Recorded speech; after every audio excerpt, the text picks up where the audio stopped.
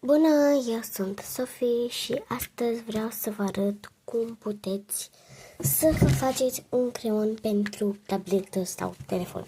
În primul rând, aveți nevoie de un creion pe care credeți voi că nu o să mai folosiți. Mai aveți nevoie de folie de aluminiu și de scoci. Bun. În primul rând,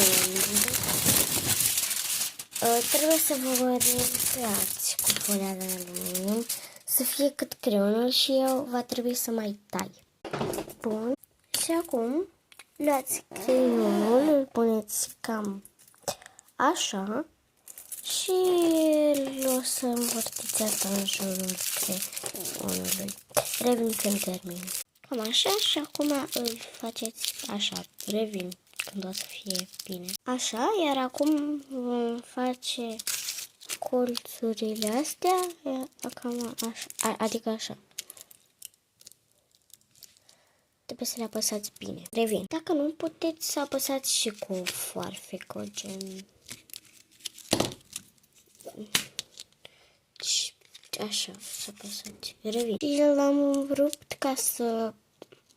Dacă vi se rupe, l-am rupt intenționat ca să vedeți ce faceți. Din ce v-a rămas, luați o bucățică mică așa, și faceți cam așa și acum veți pune scoci. Adică o să îl înveliți în scoci. Revin. Cam așa, l-am învelit tot în scoci, efectiv și capetele astea trebuie să le înveliți. Și acum îl vom testa. Bun. Îl vom testa pe telefonul ăsta vechi. Îl desfacem. Frate.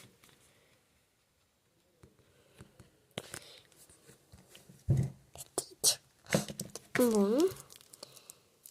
Luați orice capăt. Eu am luat capătul ăsta și să vedem. Mamă, deci chiar merge.